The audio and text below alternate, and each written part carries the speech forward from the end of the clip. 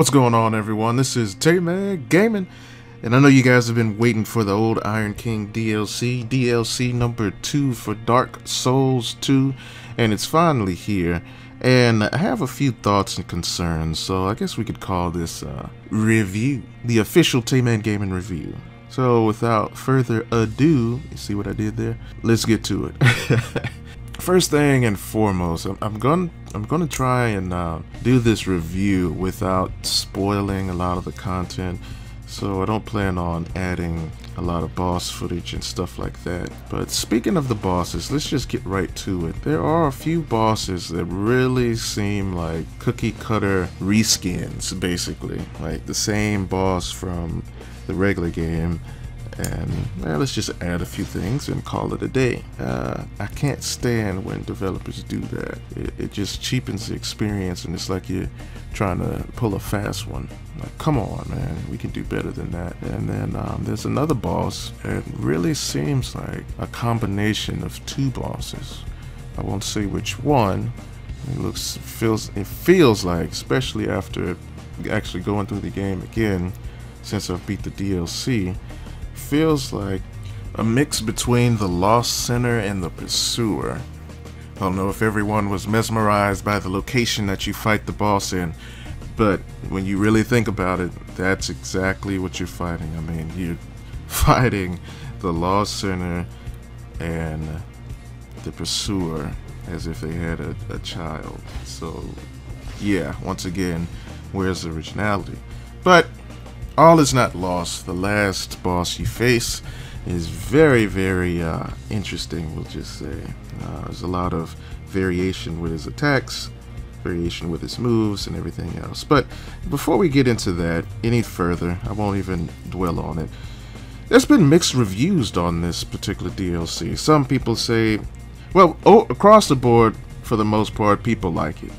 But when I asked them, do they think this DLC was better than the first DLC, and I'm getting about a 50-50 response on that. I think part of it is the environment. While I like the vertical aspect of it, which is really cool. But I actually enjoyed the puzzling aspect of the first DLC environment much more. It just seemed more immersive. This one just seemed like you just randomly go on from place to place. I guess that's what I didn't like about it. For the most part, I enjoyed the design of the mobs that you face as you're going through the DLC. There's a few large enemies that you'll run in contact with, and they're huge. They have huge clubs, and you would assume that they would be slow like most of the enemies in the game that are that size, but they're surprisingly fast, which is pretty cool. And their attacks are varied. And as far as the small enemies and some of the enemies that you see throughout, like constantly, I can appreciate that their swing attacks are slower because it really throws off your timing on your rolls. You have to pay attention. I kept getting hit with that pretty often because, a lot of times as soon as someone attacks, then here comes the pain. But their attacks are delayed a lot of times, and they have a long reach, surprisingly, so it can really catch you off guard. And I thought that was a pretty good addition. The items, weapons, and armor that you find in this DLC are pretty creative. I can't say much more than that without giving it away. So, in fact, there's one item that I picked up last night on the stream, if you guys saw that, where I'm like, okay, I just fully upgraded this. It must be some type of hidden feature to it because I don't see a reason to use it. And hopefully there is, because I would have wasted a lot of time if there's not. But once again, I want to give that away. So a lot of the new weapons have completely new move sets, or moveset variations, or just a new special attack. As far as things being OP, like I usually say, especially once a DLC or a patch is released, I haven't found anything yet, but I haven't spent enough time testing. I've been looking for all the items, all the hidden doors, and all that stuff. So I have not found anything OP yet. I will keep you guys updated. I think the lore for this particular DLC is going to be pretty nice. There's a lot of item descriptions that'll get your head spinning, hidden item abilities, certain Easter eggs when you're fighting bosses, a lot of neat little stuff that will really expand the lore or the Dark Souls universe. So I'm sure VaatiVidya will enjoy that part of this particular DLC.